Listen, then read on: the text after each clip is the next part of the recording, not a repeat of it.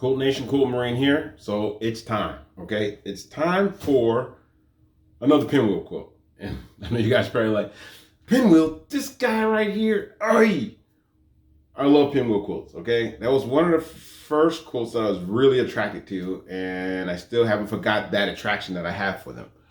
But, okay, remember the last time we had the Twisted Sister series of templates called the midi, and the normal size template that they use to make pinwheels. And we put together a pinwheel using their template. Remember this thing?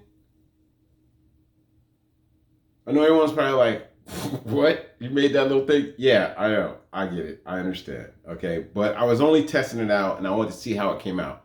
And it came out to my standing. I like it. It came out really well. So I was like, all right, it's time to go big, like we do on our channel. So I'm going big. And hence this thing back here. Don't think that this is a quilt top that I've made for something or that we're going to be making or using. All right. We only made this to start the foundation for using our midi twister. Twisted Sister series, the midi twister, right? It comes with a template in it. Template for just tracing around with your rotary cutter, and you produce nice little pinwheels.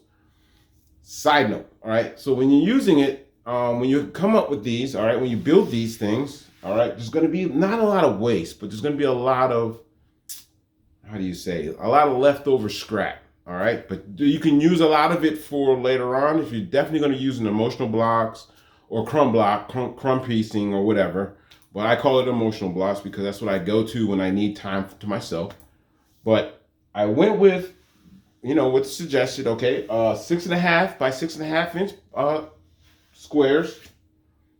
And they're bordered by a 4.5 inch border because when you use this, the whole thing gets used, okay?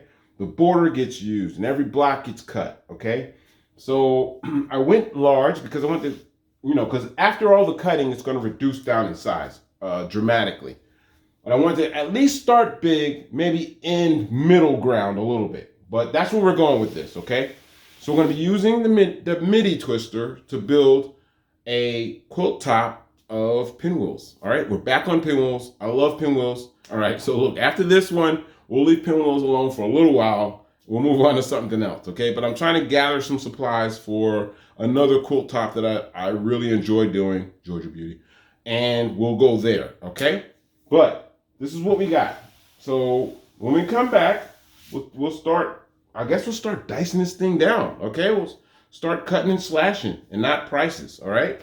We'll take a look at cutting it down, seeing what we get out of it, put it together, and we should have a very nice pinwheel quilt top, okay? So when we come back, we'll start slicing this thing up. Hopefully we'll get it on a table with a new cutting mat, all right? So thanks for watching.